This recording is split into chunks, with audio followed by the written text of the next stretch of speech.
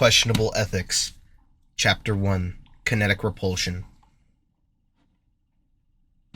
With a massive gasp, my lungs filled with air, I rocketed upwards into a sitting stance, my eyelids opening up as I regained control of my body. Blinding light shined through my gas mask lenses, catching me off guard as my eyes burned from the brightness. I squinted and winced hard from the luminosity as it blinded me with its hot, white glow. My left hand reacted swiftly and came up to shield my eyes as they adjusted slowly to this new radiance. I grumbled obscenities and groaned while I slowly pushed myself up from the ground so that my feet could stand on their own again, while having them feel the weight of my body once more. I stretched myself out with my eyes shut and adjusted my stiff neck. I heard it crack and snap as I twisted it from side to side. I wasn't sure how long I was stuck in that black hell, but I knew it was for quite a long while.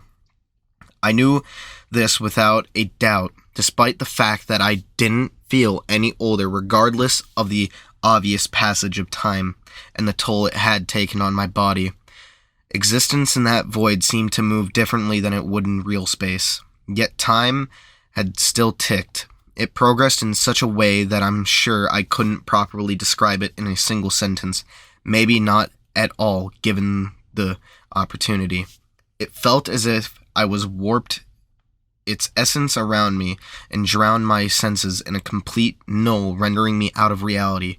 But even that is beyond my comprehension.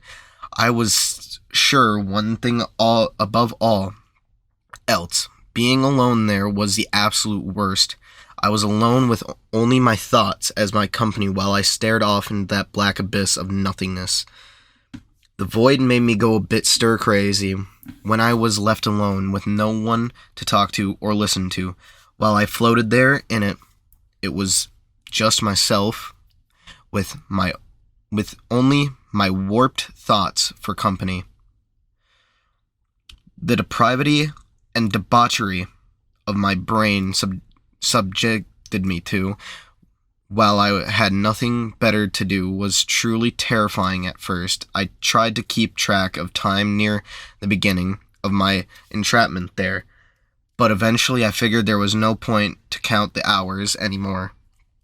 And when I came to that conclusion, I was truly lost, not only in the void with my body floating in a black, empty space between universes, but I was lost in my mind with nothing but my thoughts to keep me occupied, while also keeping time moving forward. My brain power was my only lifeline during my detainment. But regardless of all that, it was nice to feel the warm embrace of daylight again. I could tell just by the warmth on my skin, the overall welcoming presence this feeling had, that it was a moderately warm spring afternoon, maybe summer. Unfortunately, I could not tell at the moment because my pupils weren't adjusting to the lovely day and were getting overexposed every time I tried to open them up. My eyes stared into that damn void for so long that I swore this sun felt too bright. It was like it was being magnified somehow, as if I was an ant underneath a bully's spyglass. But I knew that was preposterous. This wasn't some cartoon or something similar. I also knew that it wasn't healthy to go from one extreme to another like I was now. That is how one goes blind after all. Hell, I felt the blind at the moment, while I worried that this might be permanent as the moment continued to pass. I tried many times to open my eyes, and every time I did, it felt like someone was taking a pair of daggers and shoving them into my retinas. So for this brief moment, I was going off sound. I would try to listen to things around me, trying to hear anything that might strike me as hostile or familiar. It was if my rabbit's foot was handy. I drew my sidearm with my dominant hand while I kept my other hand in front of my mask. I would with great difficulty continue to try and gradually filter the light into my eyes without blinding myself like I did earlier. Quickly I found the safety on the Magnum pistol and I flicked it off, keeping it close to my chest as if I was using it as a shield in my crippled state. Much like my mind was my life jacket in the dark, now my Magnum was once again my safety buoy in the light. Soon enough, though, after felt like an eternity of being stuck with a flashbang compressed into only a few minutes, the brightness gradually started to lessen, and I could now begin to make out other colors besides white, green, brown, blue. Natural colors filtered in my vision as the landscape before me faded into reality. I was definitely outside, either that or I'm in someone's open concept living room. Though that was doubtful. I removed my shielding hand from my view and had it joined the other one on the grip of my sidearm. I then began to slowly turn around in circles whilst getting a better look at my surroundings, while keeping my firearm at the ready. Who knows who could have been sneaking up on me in the time I had arrived here till now. What the fuck? Where am I? I said as the landscape came into focus. I was surrounded on all sides by what looked like a decimated desert with endless sand and dirt stretching on for miles in almost every direction with no signs of life anywhere. Of course, calling a desert anything except dead or a waste would be an oxymoron. That I knew, but this place was specifically seemed particularly barren in a way I had never experienced before. The topography of the area felt desolated, abandoned, and dead. It was as if this place were forgotten by those who once cared, and was left to rot away under a blistering sun, with me being its only visitor in decades. But whatever this place was, and what implications it held, didn't matter at the moment, because one thing was for certain. With no signs of humanity anywhere, the wind blew slowly, lifting the lightest layer of sand off the ground, while I whipped around me, enforcing the lack of anything here. It was like a ghost town with tumbleweeds without the town. But what really stood out to me, besides the lack of anything that looked familiar, was the strange mix of different geographical climates. I could recall ever seeing anything like this on Earth before. This desert appeared to be a washed-out, faded rendition of an African savanna with the sun-bleached colored foliage and almost chalk-like sand. I knew this observation to be true because I've been to the Horn of Africa before during my time with the Marines, and that place was like a vibrant kaleidoscope of color with beautiful blue skies and even more beautiful plant life. This desert, however, was too beige to be anything that I had ever seen in Africa. Despite this place having African trees sprouting up from the ground and thatch grass that blew in the breeze, this place seemed alien. In fact, it could have been for all I knew. However, out of all that, there was one fact that was blindingly obvious. Whatever this place was, it wasn't the desert of New Mexico. I wasn't back at Black Mesa. Hell, I probably wasn't even back in America. But even on top of that, there was nothing even worse to add up the pile. Something which I take my morale and drown it in isolation. Oh my god, I just want to go home. Of all the places I could have been sent, he sends me to the middle of butt-fuck nowhere. There is nothing out here. I span about a couple times trying to find any form of civilized construction. Hell, a mud hut would be enough for me. But I couldn't find anything. This place shared similarities to the void I had lived in for so long, except now I had options. I suddenly became aware of something and would reach up with my hand to the right shoulder strap of my load-bearing equipment, grabbing my radio before quickly turning it on. I wanted to see if anyone there was there, any other members of my unit in close proximity to me. If there were positioned nearby, I could possibly link up with them and gain vital military intelligence. The personal radio I was issued, and a black PRC-152 multi-band handheld radio, of course. This was one slightly more advanced than the one standard infantry got. This one was modified and improved by the engineering department at Black Mesa. It could come equipped with a cable wire that connected its battery directly to the PVC's power supply. They were also built extra strong, with being able to withstand crushing pressures beyond the normal breaking point of the standard variant. I even recall my squad sergeant shooting his own radio with a 9mm Beretta handgun, and the shot ricocheted. Those egghead fucks at Black Mesa built them to last. I had used this radio many times before. I did find it rather convenient that no matter how much power it drew, it never drained the energy of the PVC. Black Mesa really did build these things for the future. I had to give them that, or it could be that I only used my radio during training operations and my PVC was immediately recharged at a charging station, and I just never noticed a drop in its power upon using it. But besides all that, the most important thing about the device was the radio had the power to reach out for miles, carrying my voice with its transmissions, and if any other Marines were in the vicinity of its range, and said Marines had their radios on, I could communicate with them. After the radio had finished booting up, I would immediately attempt to hail my unit, or any other units in the area. At first I spoke with proper military protocol, saying who I was, what my rank was, and what unit I was from.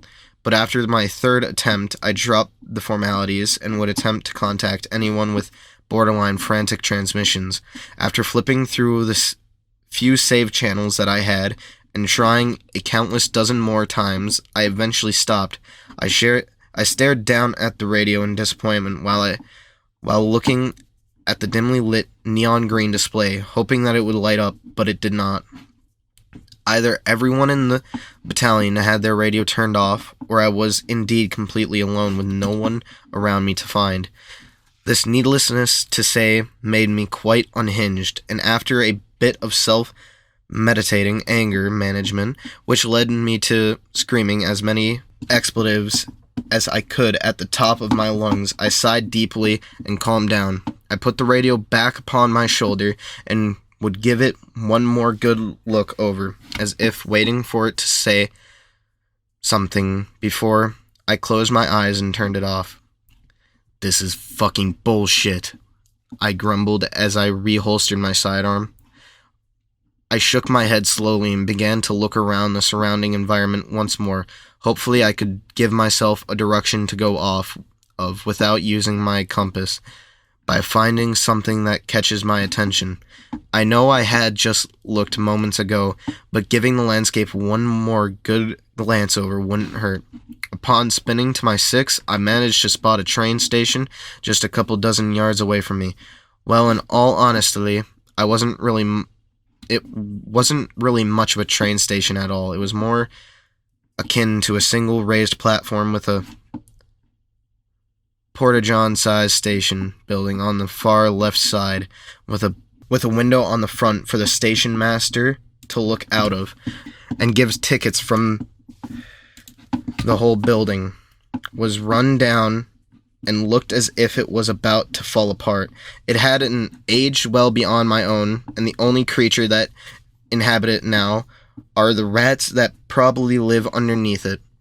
But never minding all that, I somehow didn't notice it earlier. I cocked my head to the side as I observed the station with confusion. I started at every little detail that I could make sure that what I was seeing was real. I swore I looked in that direction before, and I didn't see a train station standing there.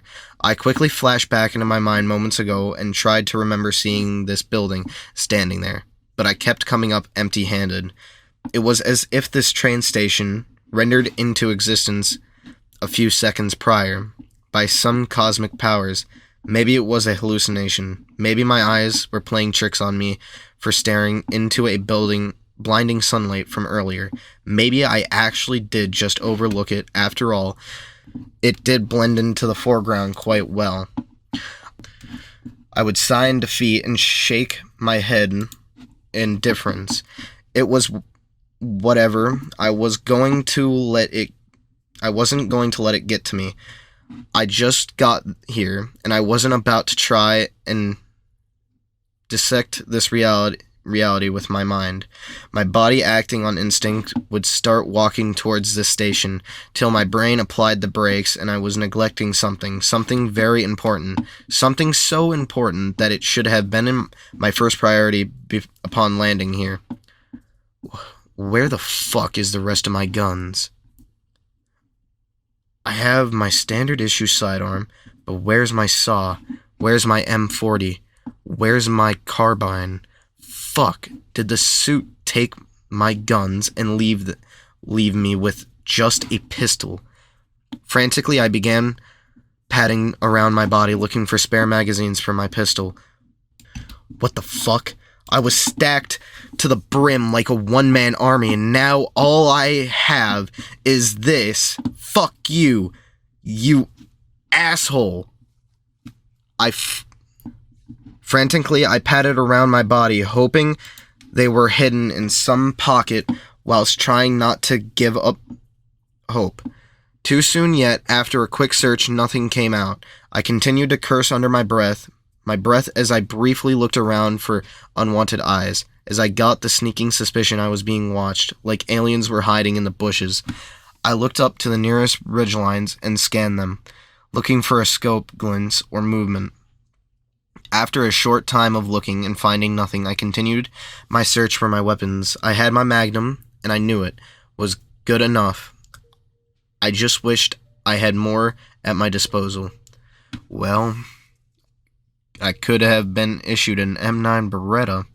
That dinky piece of shit pea shooter was issued to non-frontline troops and POGs. Hoorah to the infantry, but still, I'd rather have my carbine, or better yet, my M40. I murmured to myself as I looked around on the ground, and by divine intervention, the heavens above, the steel glint of a metallic object caught my eyes. With zeal, I reached down with my hand to grab at it. It was a K-bar combat knife, and it was partly buried in the dusty sand by my left boot. I reached down and snatched it up before inspecting it briefly. It was the knife I had at Black Mesa, the one I found embedded inside of Vortigern's skull. It must have fallen off my person when I was dropped here. I dusted the blade gently before I placed it inside my knife sheath on my Alice belt. I thank God I had something else besides my sidearm. For now, I had a contingency plan if I were to run out of ammo. It wasn't a rifle, or a machine gun, or a rocket launcher, but it was something. Of course, despite my arsenal growing by one, my annoyance also grew alongside it. God damn it! I slammed my fist into the sand out of anger. Why a knife? Out of all things, why just a knife? Why not a grenade or something with a scope and ranged capabilities, or something with a higher magazine capacity? This isn't shit. Why did he take my guns? Fucking damn it. I miss my rifle. I curled my upper body inwards out of frustration, growling out curse words. I hated many things, but being useless in combat was at the top of that list. My fertile anger fell upon deaf ears as I eliminated my existence here. It hadn't even started yet, and I was already going downhill fast. I knew it was in the back of my mind. I needed to calm down, but at the moment I had too much stress and anger inside me. I needed to let it out now while I was alone. Otherwise, I figured I might explode on someone if I found anyone to talk to. I also knew that if I did end up doing that to someone, I wouldn't come off as highly trained professional, of which I was, or at least I considered myself one. So much shit, so little time. I shook my head while I placed my hand on my forehead. I closed my eyes, and I drew a few deep breaths before I opened them again, now a bit more level-headed. It felt like I had steadily taken the heat off of a boiling teapot. With recent experiences beneath my belt, all of which being from Black Mesa, I hadn't thought of taking a moment just to relax and ease my mind or catch my breath. Combat there rarely gave me more than a few minutes of rest before throwing me back into the fray. So I never had time to organize my thoughts. But here, in this empty place, I could do that. Taking advantage of that, I calmed down and brought myself peace, even if we're just for a moment. So sighing once more, I looked over at the train station. I figured investigating it would be at the best of my options for me right now. Taking my first few calm and collected steps towards the platform, I began my journey. With any luck, the train might arrive soon, and I could slip aboard and hide somewhere without being noticed by any rail staff or passengers. I could hobo surf it to the nearest town and get off. I could then try to get directions from there, or use my influence to gain other resources too.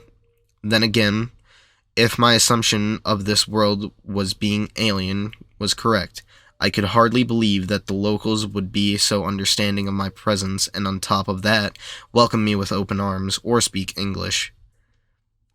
I grew closer to the station while checking around me for stalking eyes. I wouldn't check for long, as this desert left little to no hide in. I got nearer to the platform. I picked up something that was incredibly relieving to me, say the least, propped up against the station building, slightly glinting off the sun, particularly beckoning me towards it.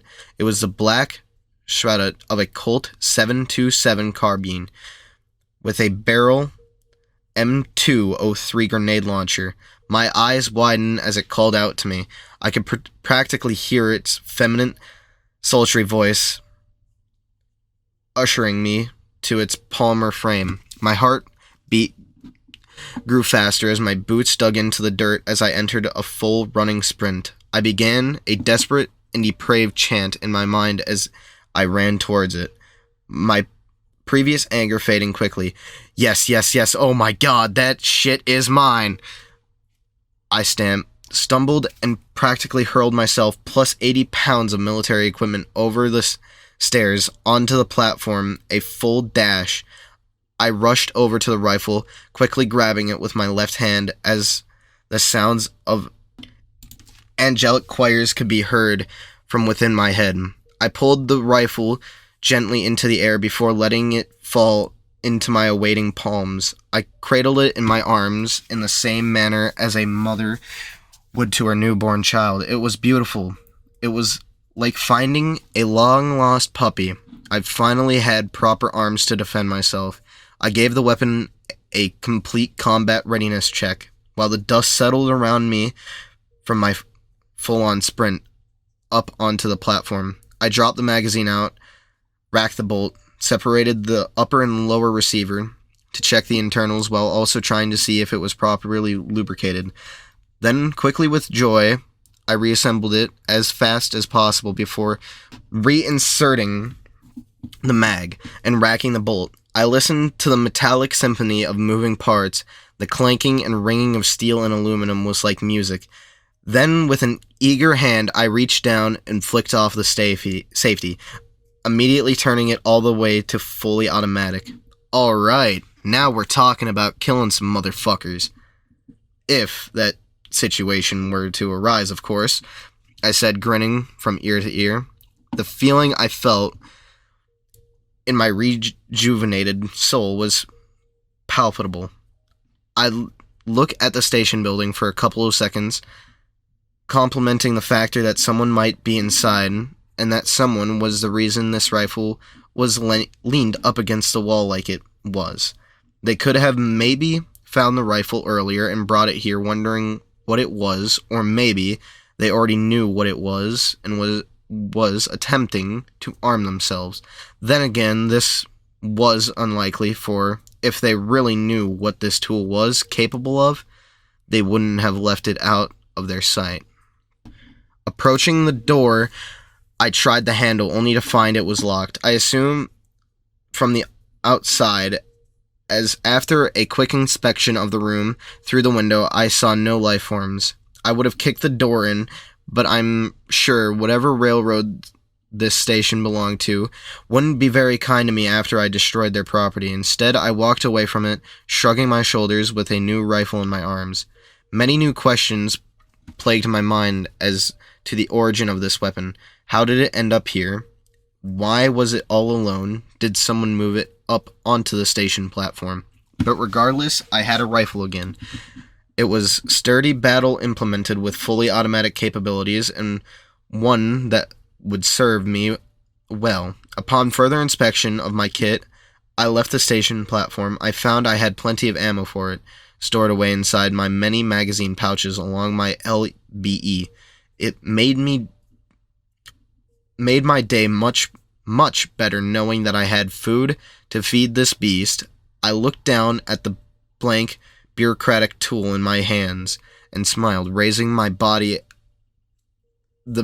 body of it to my mask. I nuzzled it happily, laughing in delight as I spoke to it, as if it were a living, breathing being with its own feelings. Oh my God, I missed you. That's right, I missed you so much. I promise Daddy will never let you out of his sight ever again, okay? I promise, I pinky promise, never again. Daddy loves his baby girl.